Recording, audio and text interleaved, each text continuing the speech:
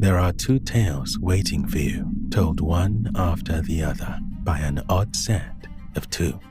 So prepare yourself, dear one, because this is Drops of Darkness.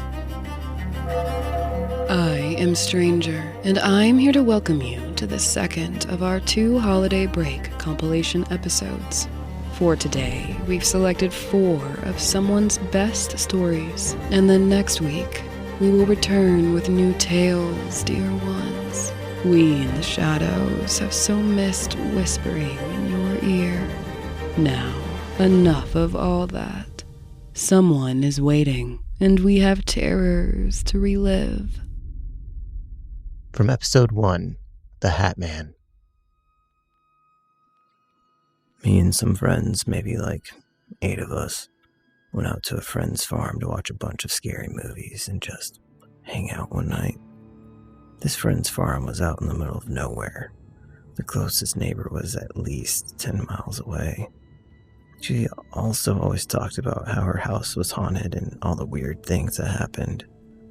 I wanted to believe her, but some of it just seemed so far-fetched I didn't take all the stories seriously.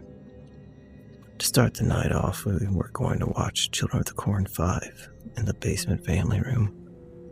The way the basement was set up is immediately when you walk down the stairs, there was a bathroom/laundry room to the left, the gun room to the right, directly across from the bathroom. Next to the gun room was the crafts room, and then it opened up into a small family room. The TV was on the short wall of this family room, so when you were sitting on the L-shaped couch, you could look down that short hallway and see into the craft room and gun room. I remember when we first walked down the basement stairs, I just did not like the way the basement felt, specifically the doorway to the gun room. It felt just off-putting and kind of ominous, and I really just didn't even want to look into the gun room. Now, I don't like guns. They freak me out and have always made me uncomfortable, so I just figured this is why I felt that way. We all sat down, shut off the lights, and started the movie. I was in the corner of the couch with my friend Randy to my left, and then Danny on my right. It was her house, and her cousin Cody next to her. Halfway through the movie, I needed to use the bathroom, so I got up, started walking towards the bathroom. I was a little freaked out, but at that time, I wasn't really into horror movies, so I figured that's why. Go to the bathroom, close the door, and do my thing. When I was done, I remember having the thought, do not look into the gun room. And I just had a really bad feeling. I just did not want to open that bathroom door. I was afraid of what was on the other side. I eventually talked myself into opening the door because all my friends were in the basement and nothing was out there. I opened the door and specifically put my head down and stared at the floor so I didn't even have a chance to look in the gun room, and walked back to the couch. I sat back down in my spot on the couch and continued watching the movie. At some point, I realized I was no longer watching the movie. Instead, I realized I had been staring down the hallway at a large, blacker-than-black outline of a man wearing a tall hat standing in the gunroom's doorway. I could tell it had been standing there staring at us for a long time. I couldn't take my eyes off of it. I didn't know what to do. So I said out loud and quietly, "Randy, do you see?" And he responded, "That black shadow figure in the doorway?" And then Danny and Cody both responded, "Yes." Danny then said, "I'd been staring at it for a little while now." The instant we said all this, the rest of the group all jumped up and turned on the lights and thought we were messing with them. A few of them went into the gun room and were making up theories, and others were convinced we were just messing with them. Needless to say, I never went into that basement again. from Episode 2, Fear and Claws. This happened almost 9 years ago, but of all my paranormal experiences, it's still one of the most vivid in my memory. My partner had left for military training, and I was staying with a family friend in their spare bedroom for a few months, until I was able to move and join back up with my partner.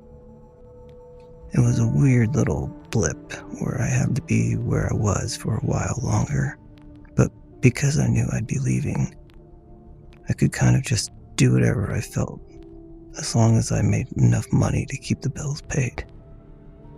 So, when the job that I had initially loved turned into a bit of a nightmare, I quit and followed a friend who got an industrial sewing gig. It was fun, and we could come and go as we pleased for the most part, so you never know who you were going to see at the other machines when you got there. Where this story starts is on a day where it was pretty empty. My friend and I were standing at the large cutting table in the center of the room, prepping our pieces of canvas for the day's work. And the topic of our conversation ended up being about the things that really scare us. Not the big, obvious things, like being buried alive or having a sleep paralysis demon crawl on top of you, because who wouldn't be, right? But the smaller things that can just immediately get under your skin and make you go, fuck this, I'm out. I eventually bring up how one of the creepiest things to me is the sound of slow scratching. Not the sound of someone or something trying to get into wherever you are, but the sound of someone or something purposefully dragging their nails or claws, just to let you know that they're there and that they have time to wait for you to come out. I even added my own sound effects by slowly dragging my fingernails down the rough surface of the cutting table, and instead of letting the sound just fall off when it reached the edge, I ended it with a bit of a flourish by quickly curling my fingers so that it sounded a bit like a swipe. He made a face that said I was not alone in thinking this would be endlessly creepy, and we went about the rest of our day. Later that night, I was lying on my bed in the spare bedroom, reading a book with my dog Bane sleeping next to me. Bane was a big guy and an absolute baby. He didn't look it though. Half lab, half English bulldog, pitch black fur, and a face that made him look like he was fit to guard hell. But Bane never barked, so he wasn't much of a guard dog, which was fine. His job was to be a giant cuddle buddy, and that ding-dong did it well. And when I say never barked, I don't mean he only barked on the rare occasion. I mean the only sounds I'd heard from this dog were little high-pitched begging whimpers for treats, or an overdramatic huff when he wanted attention.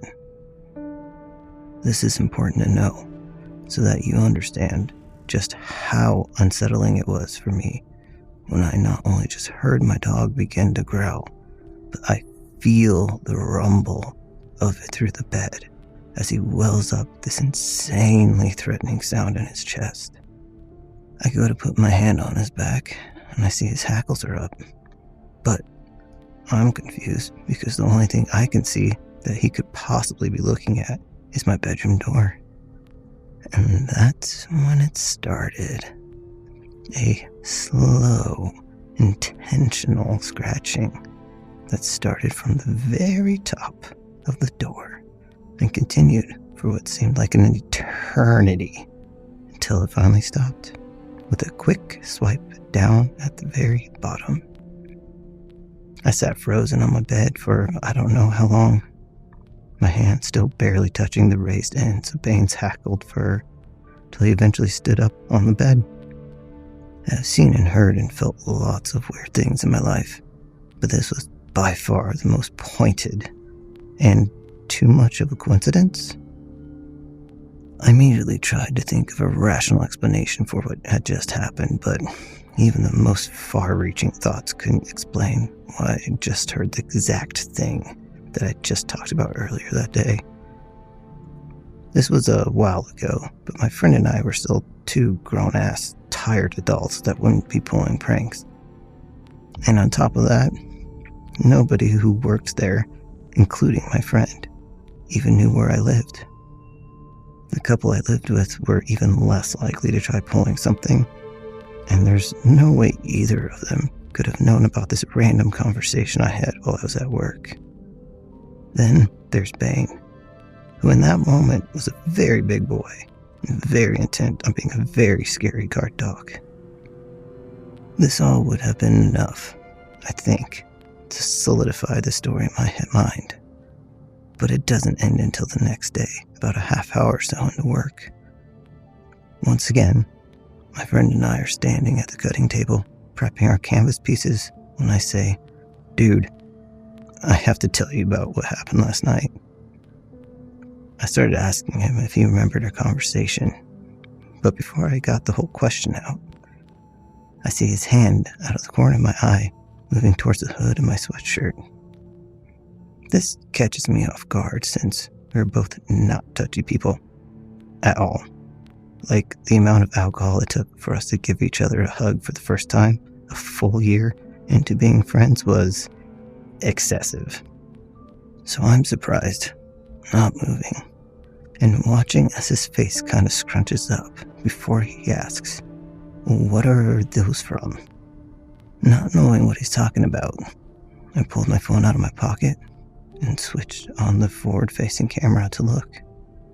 I see 3 red scratch marks that go down the whole side of my neck, ear to collarbone.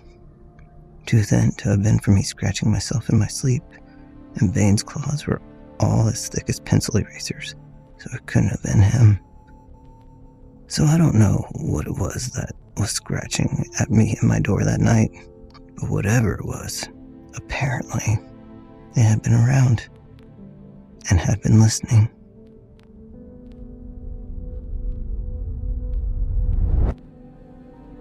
From episode 6, They Know My New Name. I've always disliked my birth name. Even as a little kid, I'd announce every few months which new name I decided I'd change it to when I was old enough. Thankfully, my tastes developed a bit because I'm not sure how much I'd like to be named after a 6-year-old's favorite cartoon character. But the need I felt to pick my own name only got stronger as I got older. The disconnect I felt from my name isn't the only thing I've experienced since I was a kid, though. I've always experienced frequent paranormal events, some of which going back to my earliest memories. Hearing my name often was a part of these experiences, whether it was being whispered by the small, childlike entity that knelt by my bed, or screamed by voices I heard alone in the woods behind our house. Hearing the name I hated was somehow one of the worst parts. I don't doubt that that's why some of these entities did it. It made me feel like no matter how much I wanted to change something about myself, no matter what I decided I wanted to be called at the time, that it didn't matter because on whatever spiritual level these things saw me in, I would always be a version of myself that didn't feel right. Fast forward to my early 20s, I'd made a living out of helping people make permanent changes to themselves. And throughout my years as a tattoo artist, I'd amassed quite a collection of my own body modifications, each one making me feel a little more like the person I saw hiding behind what was in the mirror. But even still, I was no closer to shedding that horrible fucking name than I was when I was 6. Nothing I'd found felt right, and I'd pretty much given up on the whole thing. Things were stressful whenever life got dark, is when the side of my bed became crowded and the corners of my house were rarely left unoccupied. And they all whispered the same thing. It seemed easier to just try and let it go. It was such a stupid, small thing to let it cause me that much frustration. But the funny thing is that as soon as I actually did make some level of peace with it, is when 3 things happened. Someone at my new job actually used the full version of my given name, which I at least preferred to the shortened version everyone used, no matter how I introduced myself. It was like a taste of what I wanted for so long. Then, I found my name. Ironically, I'd had it for years, or the word at least. I'd been keeping it to maybe use as a tattoo, but could never find the right spot. But one morning, I woke up and it was like the realization was unlocked. I filled out all the documents that day and filed them with zero hesitation. A month or two later, the last thing happened. My name change was official, and I was on my way to meet a friend and their partner for drinks. About halfway there, I started to feel as if I wasn't alone in the car. But when I checked the rearview mirror, I just saw the yellow light from the street lamps flashing across my empty back seat. It wasn't until I made the last turn that from over my shoulder, I heard a disembodied and raspy voice hissing my new name.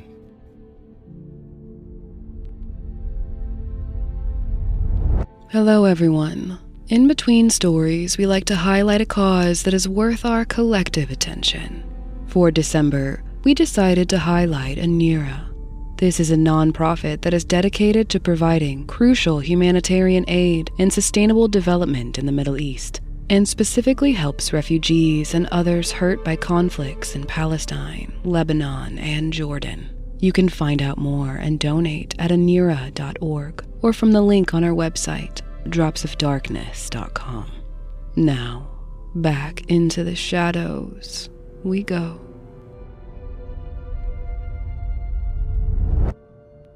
From episode 15, I'll be right there. My dreams are often extremely vivid, which is unfortunate since they are also often terrifying.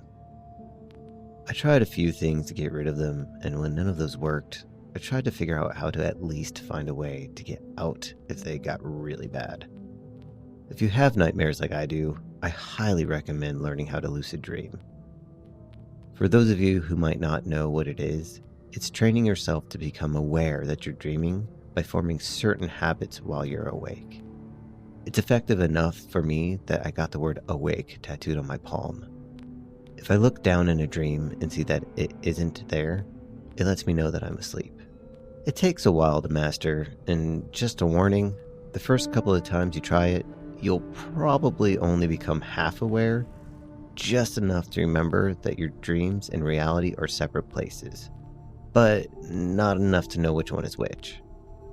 Also, be prepared for things to hurt. If you stick with it, you'll start to find the hidden exits in your subconscious. They'll be different for everyone, of course, and you'll probably have at least a few.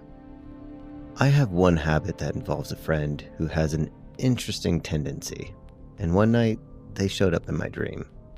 And that's what this story is about. I've known my best friend for 10 years now, and since most of the time has been spent living in different parts of the country, our friendship heavily exists through our phones. Mostly texting, though if one of us calls the other, our first thought is to worry, like, who died?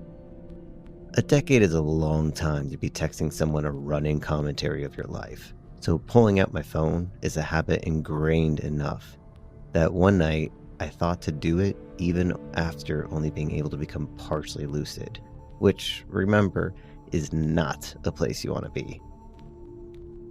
In this particular nightmare, I was being followed by a dark entity while walking down the street, and the closer it got, the more it grew and shifted away from a human form to just a mass of black fragments that hummed and buzzed like hornets. No one else seemed to notice it or me as I broke out into a run as it came up right behind me. I managed to duck into a coffee shop and close the door behind me. The whole front of the shop was made up of windows, and I watched this thing slam up against it as it tried to get inside. I hadn't been able to get myself fully lucid, and had only thought so far that I was supposed to do something with my hand. I forgot to look for the tattoo, but I did pull out my phone and I called my friend, who answered. I asked if he could come meet me and walk me home. He said sure, and he'd be right there. I waited and watched the black swarm continue to slam up against the wall. Sure enough, a few moments later, I see my friend walk up to the door. the dark clouds separating around him the same way I've seen a school of fish avoid a shark on a nature documentary. He asked if I was ready to go, and I said yes. And then we just walked for a while and talked. I don't remember specifically how the dream ended, but the last thing I do remember was being far away from the dark thing and happily chatting with my best friend who I hadn't seen in person for a while. My friend, whose interesting tendency is to astral project. The next morning I told him about this dream, and after a few minutes I got a text back that was something along the lines of, "Dude, that's so weird. I don't usually talk in my sleep, but my partner was just telling me they'd heard me say something last night." What was it he'd said? "Sure, I'll be right there." So I guess I not only got out of a nightmare, but I got to visit with my long-distance best friend. So I'll take it. Thank you for listening to this week's episode of Drops of Darkness, which is written, voiced, and produced by Anodyne Vaughn and Cameron Helkuik.